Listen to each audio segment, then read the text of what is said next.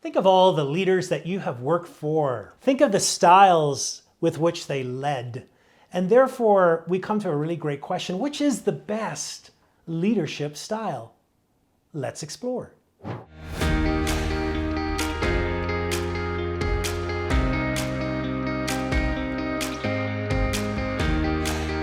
When it comes to leadership style, there are many different ones out there, but today I want to focus on 7 different styles and say at the end which one is the best. So stay tuned and let's find out which is the best leadership style.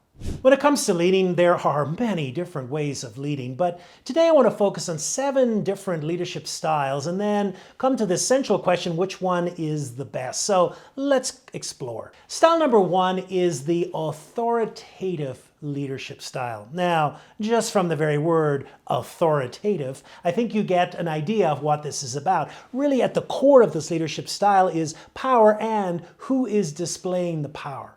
An authoritative leadership style is really about taking charge, about making decisions in the moment. Now, the authoritative style does very well in moments of crisis. It does very well when we want clarity. It does very well when the direction is in doubt. However, it does have a cost. And the cost of that very often is morale. So if you're with a workforce that wants to give input, if the only voice that the leader is willing to hear is their own voice, that doesn't do great when it comes to morale. However, it is a style that you see out there, and it is a style that is still in existence.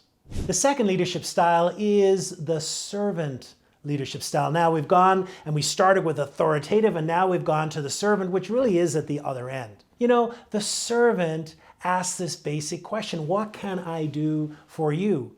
You know, if there was a book that embodied what this style is, it would be the book by Simon Sinek, Leaders Eat Last.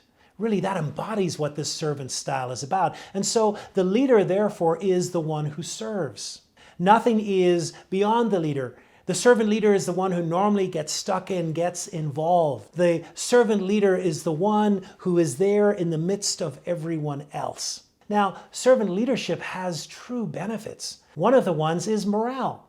There is nothing like having the experience of feeling that a leader is truly there, helping you, serving you, focusing in on you. However, there is a cost.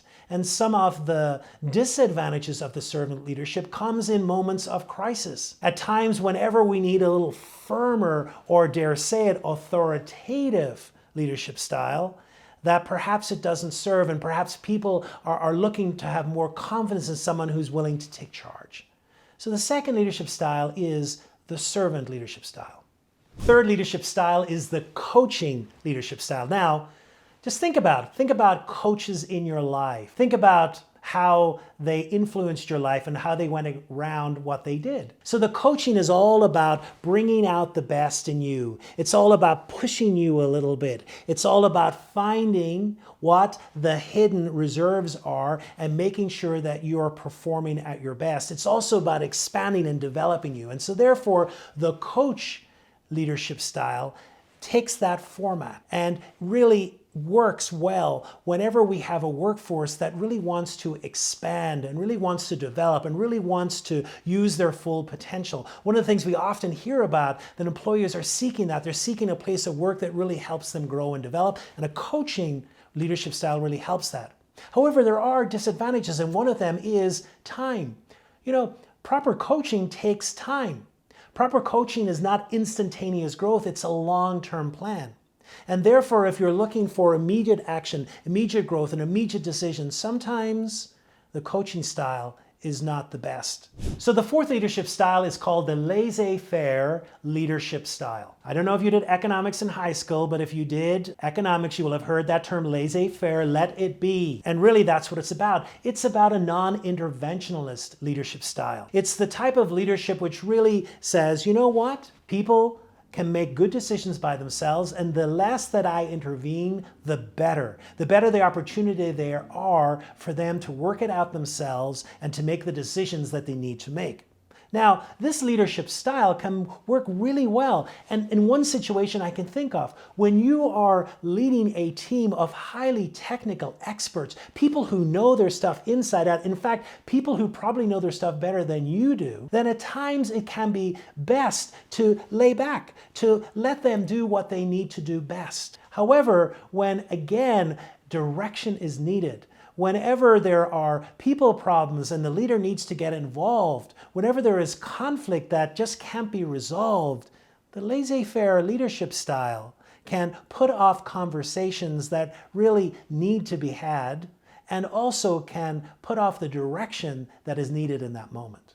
The fifth leadership style is called the democratic leadership style. Well, just from that word, democratic, you'll know it's a leadership style that's about making sure that every person's voice is heard. Every person's voice counts. And in workplaces today, sometimes we say that they are highly democratic, that people expect workplaces where their voices are heard and where their contribution is heard. Now, this leadership style is really impactful, and it's really impactful whenever we have spaces where we want consensus, where we want all these different voices heard, where we want people to feel included. However, there can be some drawbacks when the democratic leadership style is taken to an extreme, and one of those is around the word consensus. Because, very often what we can think about is the democratic style is about reaching consensus. Everyone agrees and then we can move forward. But you know what? That's just not reality. That's not how leadership is lived at times. At times, what we require is some input, but then the leader needs to make a decision. So taken to the extreme, what can happen with consensus is it can be paralyzing.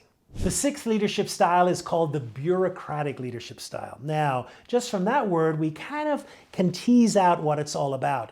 You see, bureaucracy is a system that is predictable, and in fact, predictability is its number one advantage. Predictability in the sense of we know where the lines of communication are. We know who we should go to. We know that in the event that this happens, that this is the procedure that I should follow. And so highly bureaucratic organizations tend to generate bureaucratic leadership styles. Now, what's the advantage of this? The advantage is clarity. It is all laid out. The advantage is predictability. The advantage is that when something happens, we know what to do. What's the disadvantage? Well, the disadvantage is that sometimes bureaucratic leadership can feel a little stifling. We can feel that we're in a straitjacket, that we really don't have options apart from the option that is clearly given. And that can dampen ingenuity. That can dampen new ideas. And so really, when it comes to leadership and when it comes to organizational life, part of what we want is a little bit of thinking out of the box. We want some ingenuity. We want innovation.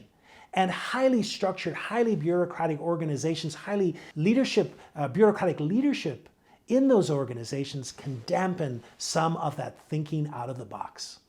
And the final leadership style is the charismatic leadership style. Now, charismatic comes from charism, and you can see from that very word, it's about the personality. This leadership style really focuses on the energy of the leader, that the leader's charismatic personal style energizes people. A lot of this style is about energizing, focusing on the why of what we're doing, leading people, motivating them, trying to help them see beyond perhaps where they're at the moment. Charismatic leaders are really fantastic in setting goals, setting a vantage point, working towards something, stretching the team.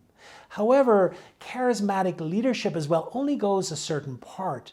And therefore, sometimes to get to the goal, we need more than just the energy and all the bubbliness and the setting the vision. We also need some concrete plans. And at times, that's where charismatic leaders can see a downfall. So there we have it. 7 different styles of leadership. So the question I promised at the very beginning was this question: which is the best? Which one of them?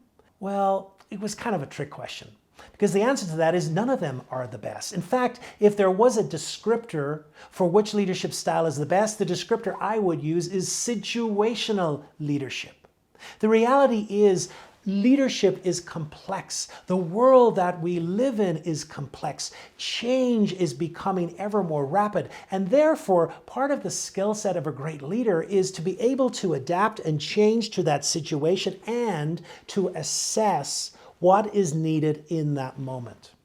And so therefore, you can just see that. So sometimes when they're starting out a project, a team may need to be motivated. They mean to set up a vision. And at that stage, a more charismatic style may be needed. But as it goes on and more structure is needed, dare say it, we need input of other people. And we need to move to a more bureaucratic style. And then maybe we need some of that structure in place and maybe some of the talents and gifts of the bureaucratic style and setting up procedures and processes can come for help. And then say the group becomes highly trained and that they're able to run by themselves, then maybe what's required is a little bit of laissez-faire to let them run with it. All of that is assessed in the moment, and really the skill of the leader is to know what's happening, what do the team need, and what style might benefit the best. If you think about great leaders were able to leverage those different styles and able to bring them to the table when it was needed the most. So there you have it, 7 different styles, and yet the best is not one of them. The best is all of them. I invite you to dig a little bit deeper into leadership, and I invite you to watch the next video, which talks about the importance of emotional intelligence when it comes to leadership. And also, if you've enjoyed this video, I invite you to subscribe, to click the bell so that you'll be notified when new videos are released weekly.